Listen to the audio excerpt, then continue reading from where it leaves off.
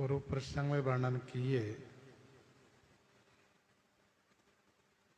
यद्यपि भगवान की वाणी स्पष्ट थी कि जिस प्रकार से रोगी वैद्य से कुपथ मांगता है और वैद्य उसे नहीं देते हैं, उसी प्रकार से मैंने आपका हित किया।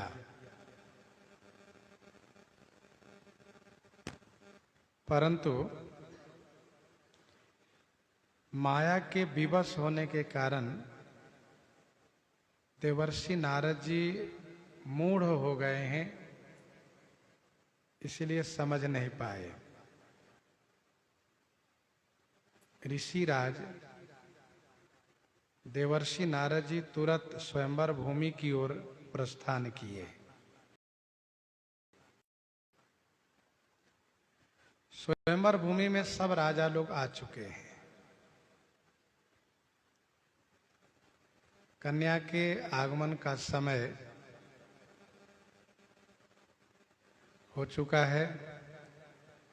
निज निज आसन बैठे राजा, बहु बनाव करी सहित समाजा। बहु बनाव करी सहित समाजा।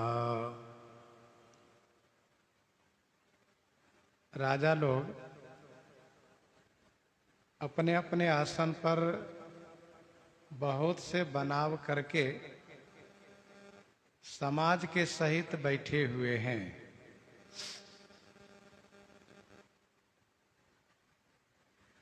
सभी राजा लोग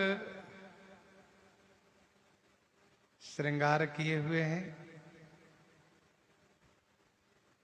अपने समाज से सुसज्जित हैं। जैसे कि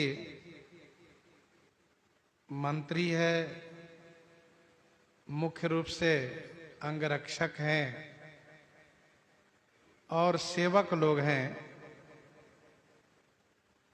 ये सब राजा के साथ हैं।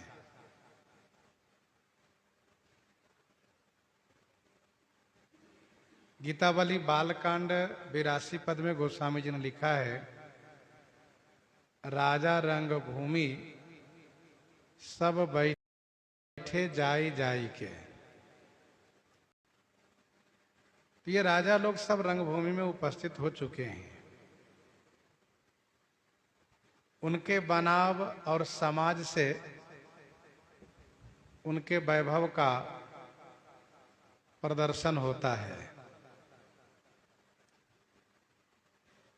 देवर्षि नारद जी महाराज भी वहीं पहुंचे हैं।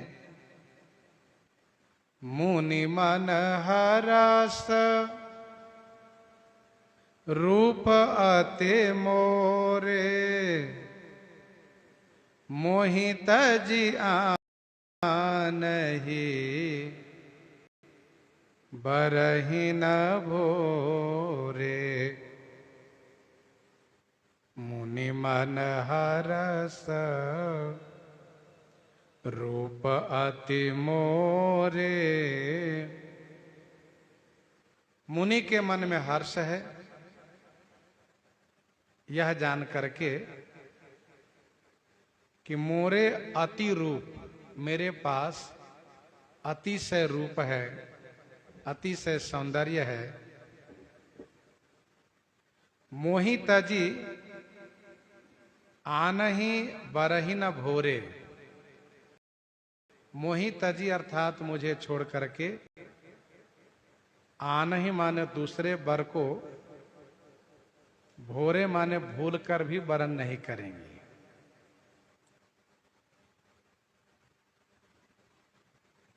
मुनि देवर्षि नारद जी के मन में अति हर्ष है। क्यों? क्योंकि अपने आप में अति रूप देख रहे हैं और कहीं भी किसी भी कार्य में अति सर्वत्र वर्जित है। अति होगा तो वह सुखद नहीं होगा। देवर्षि नारद जी को लगता है कि सबके पास रूप है पर मेरे पास अति रूप है, इसलिए मुझे छोड़ करके दूसरे वर को नहीं बरेंगी भूल कर भी।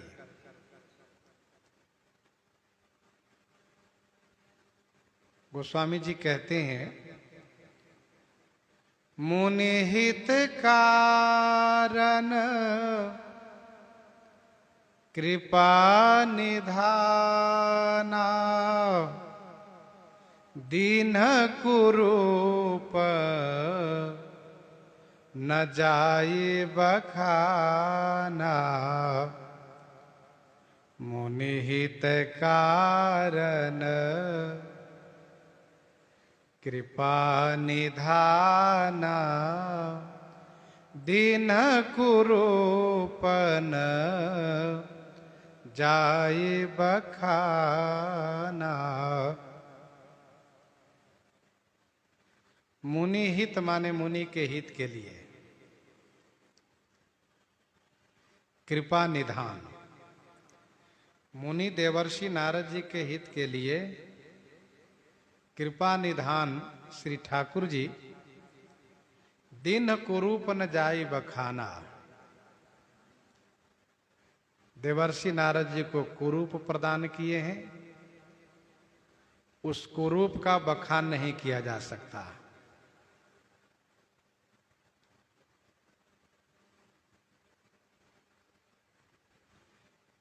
भगवान कृपा निधान है।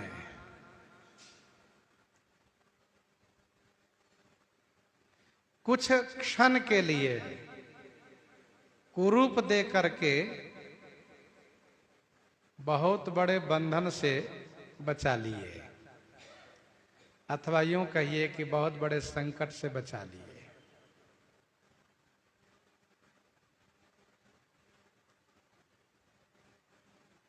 कारसेवकपुरम में बहुत बड़े प्रतिष्ठित प्रवक्ता कथा गा रहे थे, कथा कह रहे थे।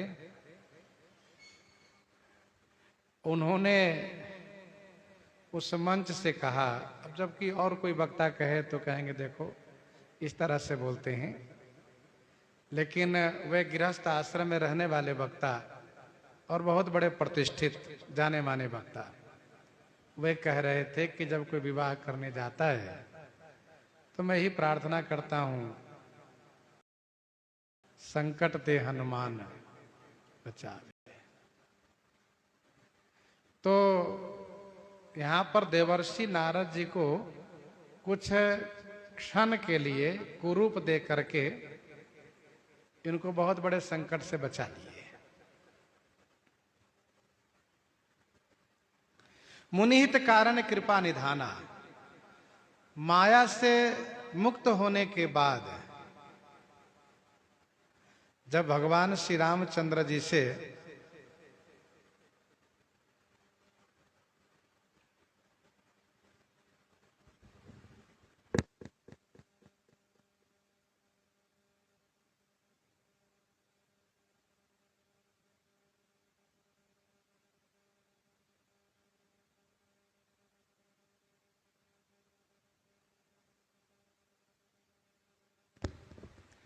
मुनिहित कारण कृपा निधाना, दीन कुरूप न जाई बखाना। देवर्षि नारद जी जब माया से मुक्त हुए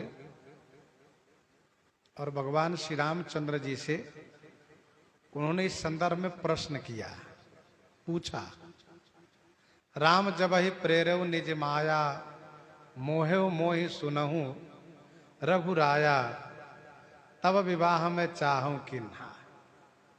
नारद जी ने कहा कि जब आप अपनी माया को प्रेरित करते हैं तो मेरे मन में विवाह की इच्छा हो जाती है, फिर आप विवाह मुझे क्यों नहीं करने देते? तब भगवान श्री रामचंद्र जी ने कहा, नारद जी, जो भक्त सभी आशा भरोसा छोड़ करके मेरे आश्रित होकर के मुझे भजन करता है। मैं हमेशा उनकी रखवाली करता हूं। किस प्रकार से? जिस प्रकार से एक मां अपने अबोध बालक की रखवाली करती है। बच्चे को यह पता नहीं है कि ये सांप है, ये अग्नि है। वह सर्प की ओर, अग्नि की ओर घुटरुबनी चाल से चलते हुए पकड़ने के लिए दौड़ता है। तो माता वहां पर बच्चे को धीरे से उठा करके अलग कर लेती है।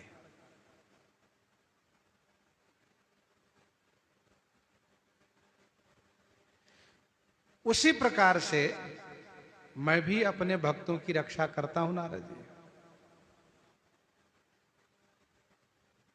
लेकिन वही माता उसी बच्चे को जब देखती है कि बड़ा हो गया है, सयाना हो गया है, अब वह सर्प और अग्नि के बारे में समझने लगा है, तब वे निश्चिंत हो जाती है।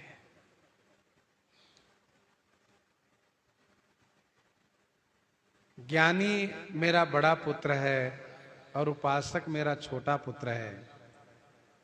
मैं आप जैसे भक्त की रखवाली करता हूं।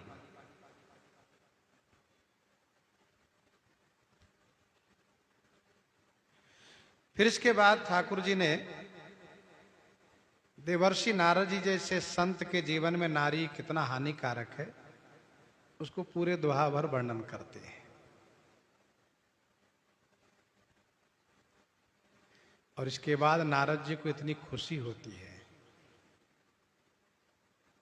वे मन ही मन कहते, कहु कवन प्रभु कई असिरी, सेवक पर ममता अरु प्रीति, जे न भजही अस प्रभु भ्रम त्यागी। तो नारद जी को बड़ा अच्छा लगा।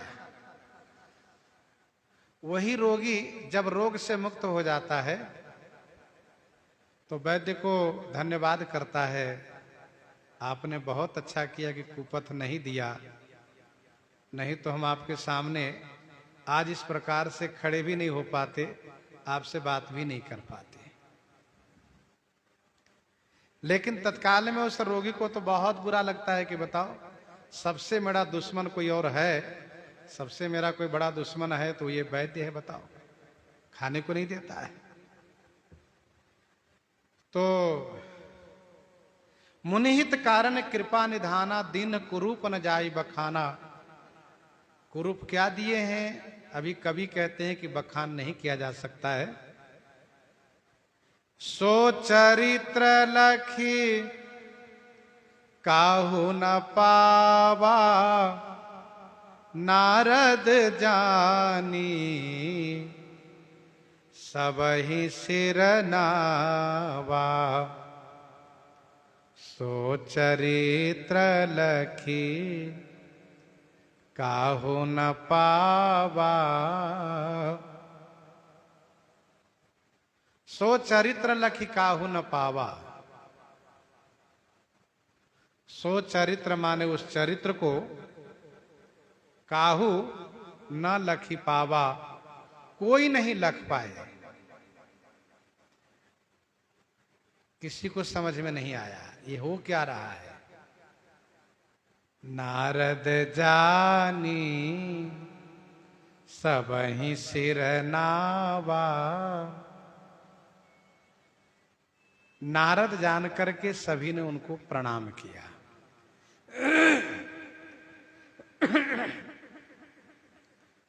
नारद जी को यहां पर 3 रूप प्राप्त है। उनको अपने लिए भगवान विष्णु का रूप प्राप्त है,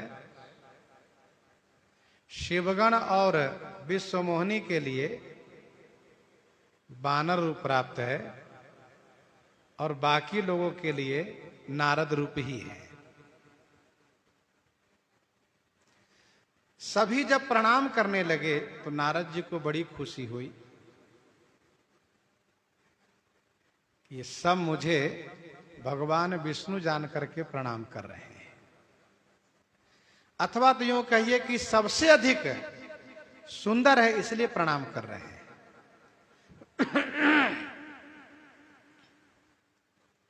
उठे सकल जब रघुपति आए, विश्वामित्र निकट बैठा है। सौंदर्य का प्रभाव होता है कि सब प्रभावित हो जाते हैं।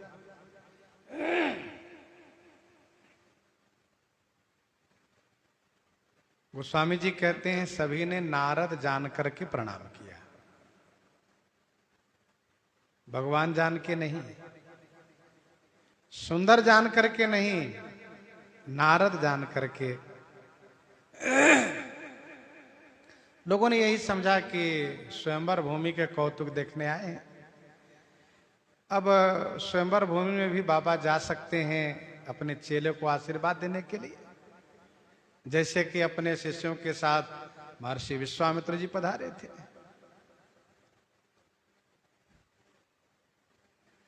लोगों को यह नहीं मालूम है कि नारद जी विवाह के लिए आए हैं।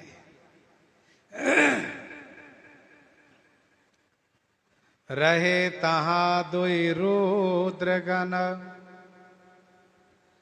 तेजा नहीं सब भेउ, विप्रवेश देखत फिरहीं, परम कौतुकी तेउ।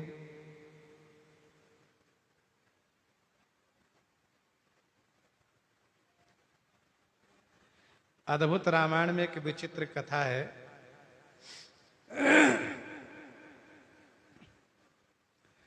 शीलनिधि की जगह अम्बरीश है, विश्वमोनि की जगह श्रीमती है। अद्भुत रामायण में। और इस कन्या पर, श्रीमती पर, पर्वत मुनि और देवर्षि नारद दोनों मोहित हो जाते हैं। दोनों बारी बारी से भगवान के पास जाते हैं। दोनों बारी बारी से भगवान के पास जाते हैं और भगवान से अपने मन की बात कहते हैं कि मैं उनसे विवाह करना चाहता हूं।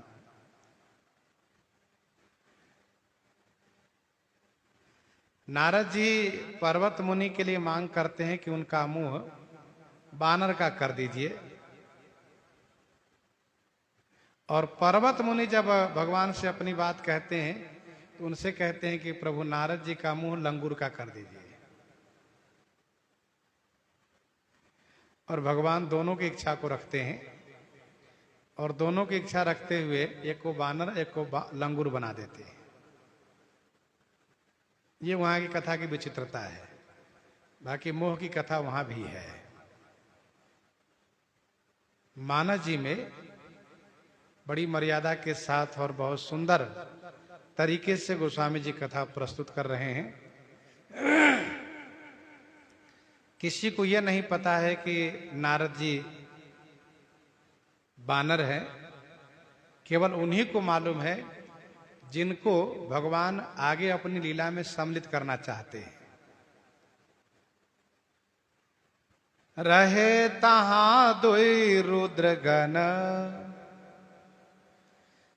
तेजा नहीं सब भेउ, विप्रवेश देखत फिरहीं, परम कौतुकी तेउ।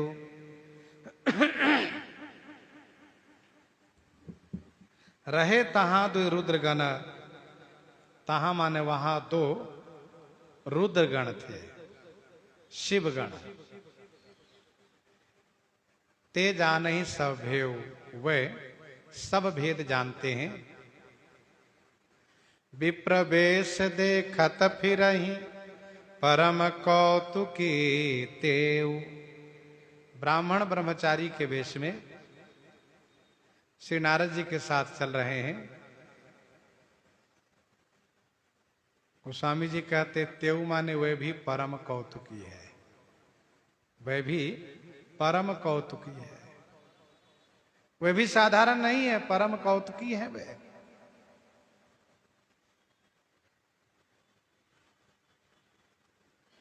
क्या इन दोनों को भगवान शिव ने भेजा है? नहीं, ये स्वयं श्री नारद जी के साथ घूम रहे हैं। जब देवर्षि जी कैलाश गए थे और भगवान शिव की बात नारद जी को अच्छी नहीं लगी, जब नारद जी वहां से चल दिए तो ये दोनों शिवगण नारद जी के पीछे पीछे हो लिए। उनसे पूछा गया, क्यों भाई आप पीछे क्यों घूम रहे हो इनके? कहा इसलिए घूम रहे हैं कि कुछ तमाशा होगा। तो इस तमाशा में तुम्हारा क्या मतलब है? तो इन दोनों ने कहा कि हमें तमाशा देखने में अच्छा लगता है। तो कौतुकियन आलस नाही।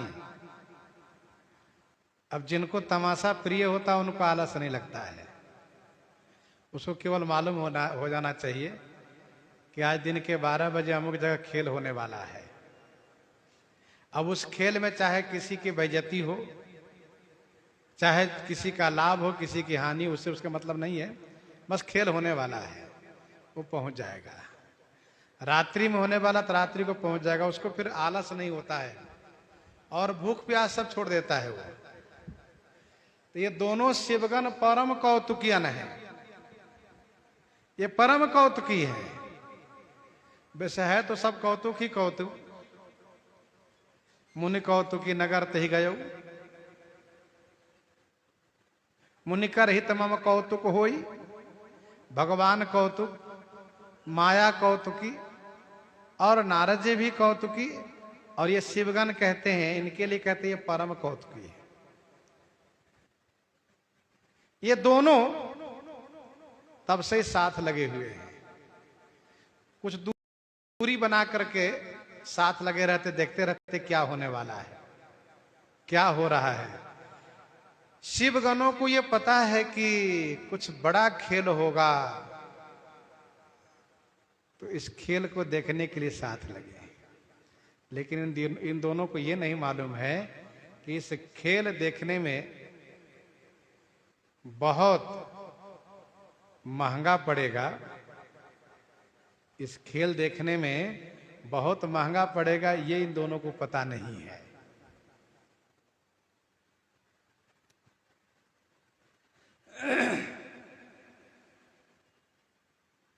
जेहि समाज बैठे मुनि जाई, हृदय रूप अह मिति अधिकाई।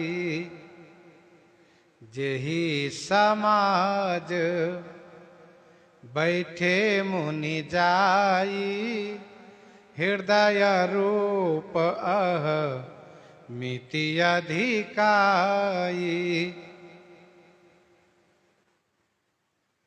मुनि जेहि समाज, हृदय रूप अहमिति अधिकाई जाई बैठे।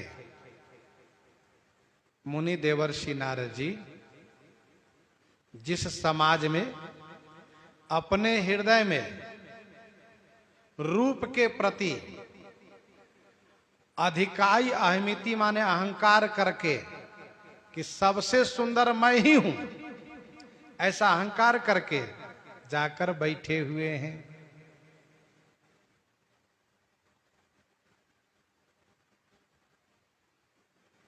जही समाज बैठे मुनि जाइए।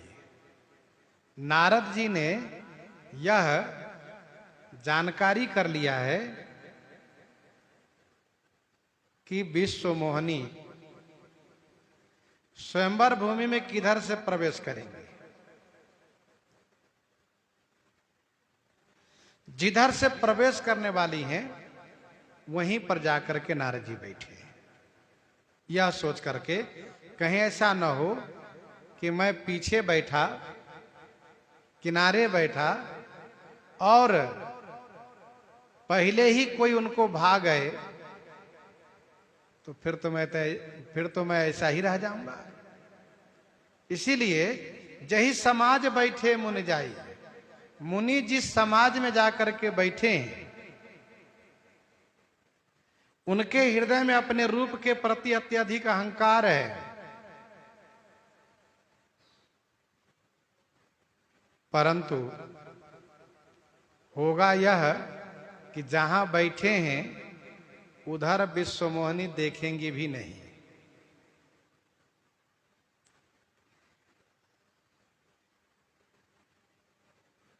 नारद जी के मन में बड़ा अहंकार है कि मैं सबसे अधिक सुंदर हूं। गोस्वामी जी कहते हैं, तहाँ बैठे महेश गण दो, विप्र बेश गति लखई न को। तहाँ दो महेश गण विप्र बेश बैठे। तहाँ माने वहां, ये दोनों शिवगण ब्राह्मण ब्रह्मचारी के वेश में बैठे हैं। गति लखई न को, इनकी गति को कोई लख नहीं पा रहे हैं, इनकी गति को भी कोई समझ नहीं पा रहे हैं। अर्थात उपस्थित राजा लोग ऐसा समझते हैं, उपस्थित राजा लोग ऐसा समझते हैं कि नारद जी के चेला हैं। श्री नारद जी ऐसा समझते हैं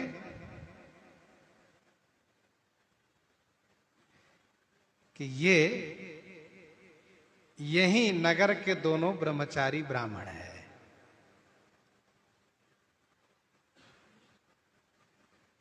पर ये वास्तव में हैं कौन, कोई समझ नहीं पा रहे हैं। नारद जी अकेले हैं, राजाओं के साथ उनके परिकर हैं। तो ये दोनों आगे पीछे करते हैं तो नारद जी को भी ठीक लग रहा है, कोई बात नहीं है। कभी ये दोनों आगे हो जाते, कभी पीछे हो जाते हैं।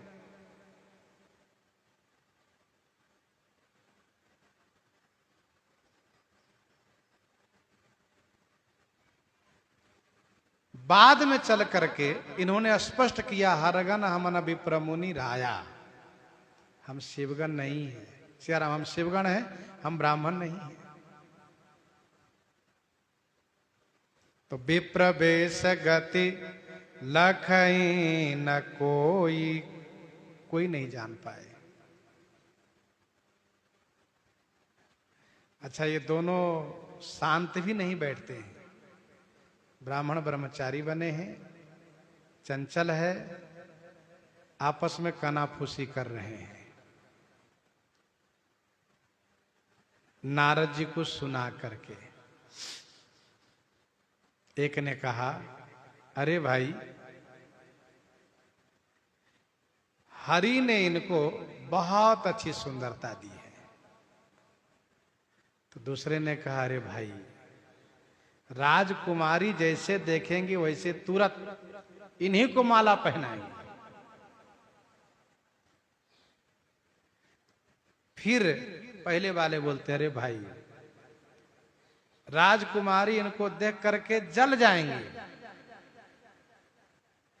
लेकिन जल जाएंगी या ना कहा, कहा बरही। और बरही का अर्थ बरन भी होता है और बरही का अर्थ जलन भी होता है, जलना भी होता है। करही कूटी नारद ही सुनाई, नीक दीन हरि सुंदरताई। करही कूटी नारद ही सुनाई। कूट करना माने व्यंग करना, कूट अर्थात व्यंग करना।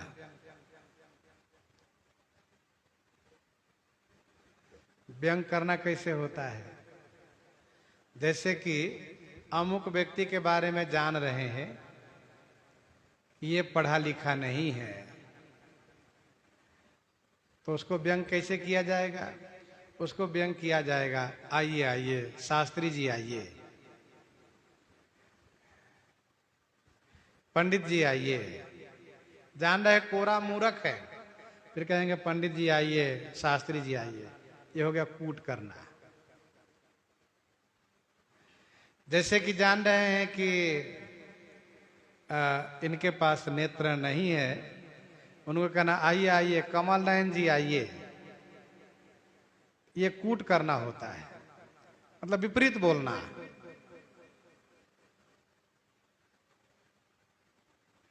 जान रहे हैं कि ये साधु नहीं है, आइए आइए साधु जी आइए, ये सब कूट करना हुआ। तो करहि कूट नारद ही सुनाई, नारद जी को सुना करके कूट करते हैं, व्यंग करते हैं। नीक दीन हरि सुंदर ताई, हरि ने इनको नीक सुंदरता दी है। नीक माने अच्छी सुंदरता दी है। हरि शब्द श्लेष है, हरि का अर्थ वानर भी होता है। कह प्रभु सुन सुग्रीव हरिसा। नीक दिन हरि सुंदरताई, रीझहि राज कुंवरी छवि देखी, रीझहि राज कुंवरी छवि देखी, इन्हीं बरही हरि जानी बिसेखी। रीझई राजकुमारी छवि देखी, राजकुमारी इनकी छवि को देख करके रीझई माने खुश हो जाएंगे। तो दूसरे ने कहा इन्हीं बरही हरि जान बिसेखी, इन्हीं विशेष रूप से हरि जान करके बरही माने वर्ण करेंगे। नारद जी खुश हो रहे हैं, ठीक कह रहा है पंडित।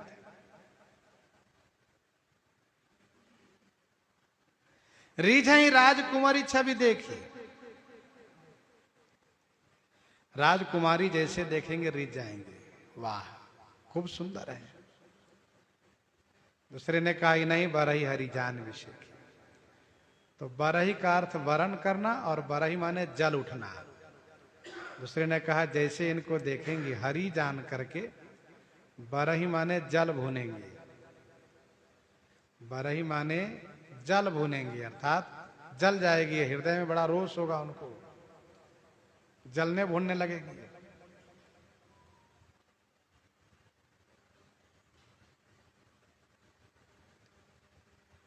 रीझई राजकुमारी छवि देखी,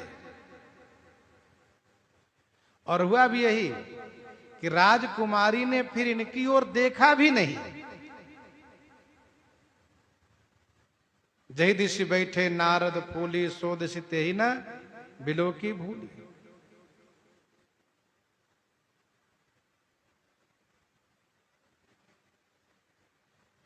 तो बरही का अर्थ जलना होता है। तेहि बिरि दीप की बार बहोरी।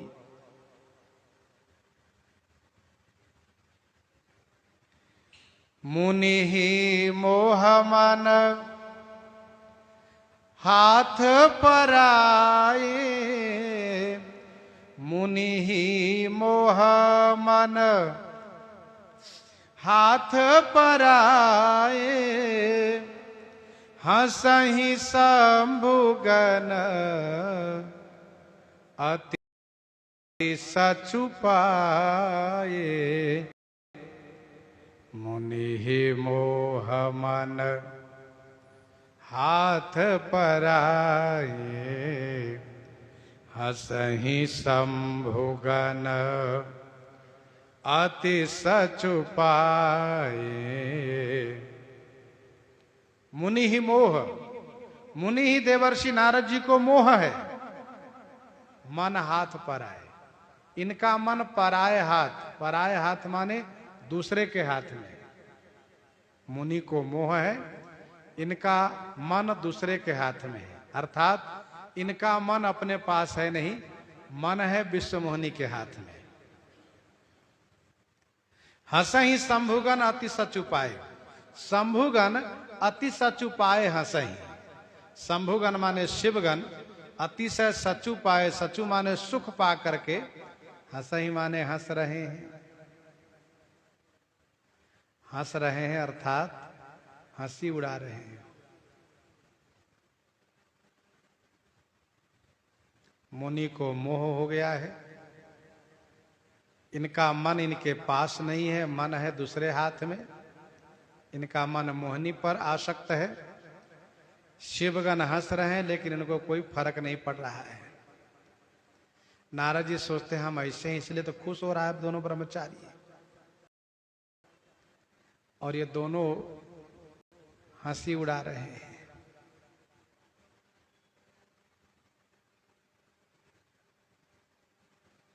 आगे ये दोनों कहेंगे, क्यों बाबा इसी मुंह से ब्याहने आए थे आप?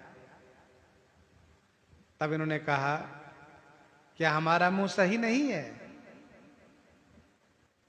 उन्होंने कहा शीशे में देख लीजिए। फिर दोनों भाग लिए वहां से। आगे के प्रसंग में है, जदपि सुनहि मुनि अटपटी बानी, जदपि सुनहि मुनि अटपटी बानी, समुझी न परई बुद्धि भ्रम सानी, समुझी न परई बुद्धि भ्रम सानी।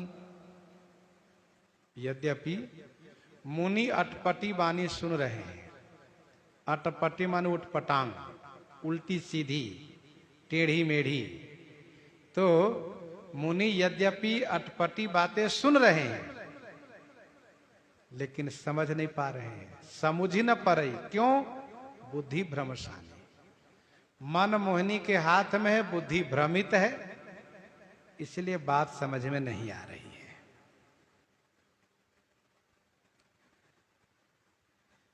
शिवगण बड़े खुले शब्दों में मजाक कर रहे हैं लेकिन नारद जी समझ नहीं पा रहे हैं। यही होता है माया से विमोहित होने पर जीव की दशा। बुद्धि जब भ्रमित हो जाती है तो किसी की बात समझ में नहीं आती है। काहू न लखा सो चरित विशेखा, काहू न लखा सो चरित विशेखा, सो स्वरूप निरप कन्या देखा, सो स्वरूप निरप कन्या देखा। सो विशेखा चरित काहू न लखा। सो माने वह जो विशेष चरित है। श्री नारद जी को बानर का मुंह दिया गया है, बानर बनाया गया है, इसको किसी ने नहीं लखा। सो चरित लखी काहू न पावा, काहू न लखा सो चरित विशेखा, किसी ने नहीं लखा, किसी को समझ में नहीं आया। सो स्वरूप निरप कन्या देखा, निरप कन्या राजकुमारी विश्वमोहिनी ने उस रूप को देखा।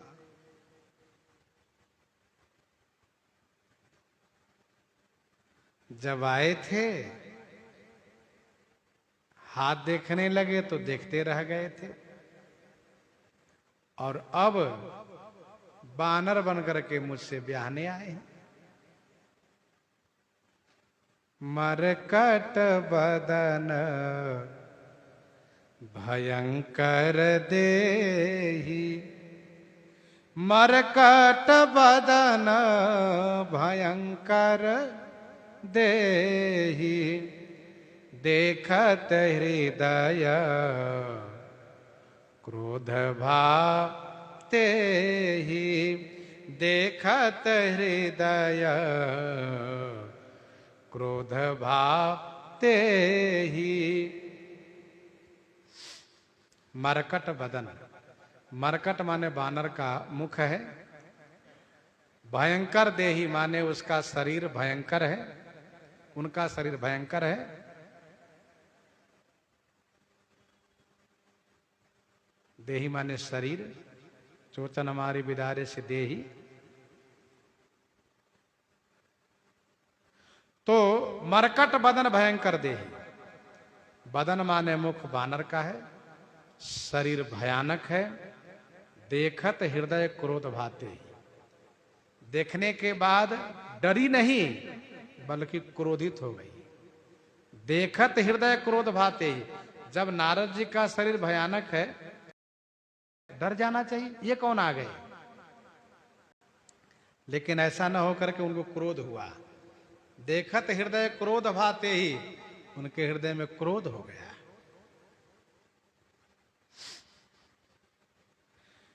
मरकट बदन, मरकट का अर्थ होता है बानर, मरकट का अर्थ होता है बानर।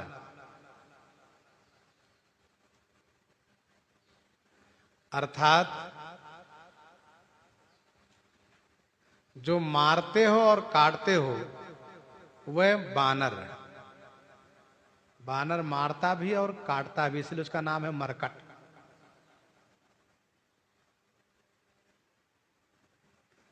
थप्पड़ से मारता है, दांत से काट लेता है तुरंत, इसलिए उसको मरकट कहा गया है। अच्छा, ठाकुर जी ने नारद जी को बानर का ही मुंह क्यों दिया, किसी और का मुंह दे देते।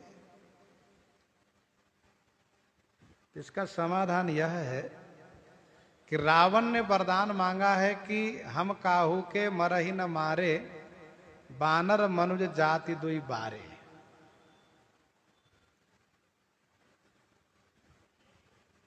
तो हम मनुष्य बनेंगे, ठाकुर जी ने सोचा हम मनुष्य बनेंगे और हमारे सहयोगी बानर हो। क्योंकि नारद जी आगे कहेंगे, कपि आकृति तुम किन्ह हमारी, कपि आकृति तुम किन्ह हमारी, करिहहि कीस सहाय तुम्हारी, करिहहि कीस सहाय तुम्हारी।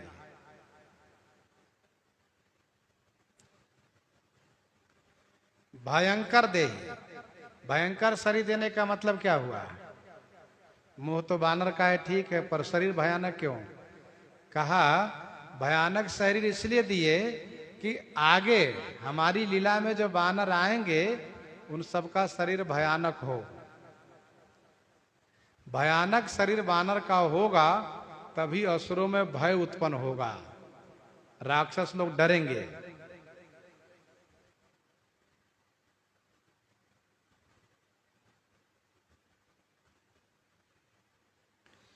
राक्षस को डरवाना है, इसलिए भयानक शरीर दिए।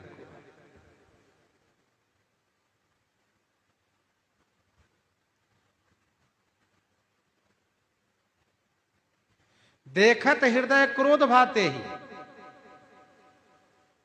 क्रोध क्यों हुआ। क्रोध इसलिए हुआ कि मैंने बानर बनाया नहीं, फिर बानर आया कहां से। तब समझ में आया, करे ये तो बानर कोई और नहीं नारद बाबा है। तब गुस्सा लगी। गुस्सा क्यों लगी। गुस्सा इसलिए लगी कि इसी मुंह से ब्याहने आए हो, बानर मुंह से ब्याहने आए हो। अरे एक बार अपना मुंह देख लिए होते शीशे में, इसीलिए गुस्सा लगी। तीसरा भाव यह है कि देखो मैंने इतना सुंदर सब कुछ बनाया, स्त्री पुरुष राजा सब कुछ सुंदर बनाया, और मुझे ब्याहने के लिए बानर भी आ गया। मुझे ब्याहने के लिए बानर भी आ गया। अब जरा सोचिए कि अब किसी सुंदर राजकुमारी को ब्याहने के लिए वानर पहुंच जाए तो राजकुमारी को गुस्सा नहीं आएगी तो क्या खुशी होगी? गुस्सा आ गई, क्रोध आ गया। चौथा भाव यह है, गुस्सा इसलिए आई कि मुझे अमंगल हो गया, अशुभ हो गया, क्योंकि मैंने इनको पहले ही देख लिया और पहले पहले इनका दर्शन हो जाना अर्थात वानर का दर्शन सुबह सुबह हो जाना अशुभ माना जाता है। विनय पत्रिका 166 में गोस्वामी जी ने लिखा, अशुभ होय जिनके सुमिरे ते वानर रिक्ष विकारी। अशुभ होय जिनके सुमिरे थे। हनुमान जी कहते अपनी दीनता को, हनुमान जी भी कहते प्रात ले जो नाम हमारा। ध्यान दीजिएगा, जहां बिल्कुल वानर के ही साथ हम लोग रह रहे हैं तो वहां प्रातः काल वानर के दर्शन से अशुभ नहीं होता है, लेकिन जहां वानर के समाज न हो वहां वानर दिखाई दे सुबह सुबह तो अशुभ माना जाता है। वानर का दर्शन, वानर का सुमिरन अशुभ माना जाता है। इसीलिए हनुमान जी ने कहा कि प्रात ले जो नाम हमारा। और एक बात और स्पष्ट कर दूं कि श्री हनुमान जी की भावना से जब हम वानर को देखेंगे तो फिर वो अशुभ ना होकर के शुभ होगा।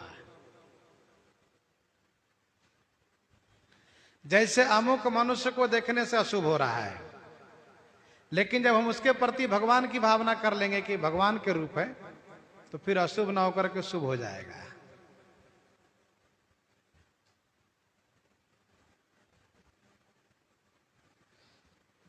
तो अमंगल समझ करके क्रोध आ गया। देखत हृदय क्रोध भाते ही, सखी संग लय कुंवरी तबा, चली जनु राज मराल। देखत फिरई महीप सब, कर सरोज जय माल। कर सरोज जय माल। तब स्वयंवरा सखियों को संग में लेकर के मानो राजहंसनी के चाल में चली, जनु राज मराल चली। मानो राज मराल माने राजहंसनी के चाल में चली। कर सरोज जयमाल ली हुई है, सब महीप देखत फिरई। तब विश्वमोहिनी, पहले तो उनको बहुत क्रोध आ गया, लेकिन अपने क्रोध को उन्होंने ठंडा किया। मन में सोच लिया कि उनकी ओर देखना ही नहीं है। और फिर सखियों को संग में लेकर के इस प्रकार से चली मानो राजहंसनी चल रही हो। एक तो विश्वमोहिनी का हाथ कमल के समान है। कर सरोज माने सरोजवत कर है, कमल के समान हाथ है। और उस कमलवत हाथ में कमल फूल की जयमाला है। सब राजाओं को देखती फिर रही है।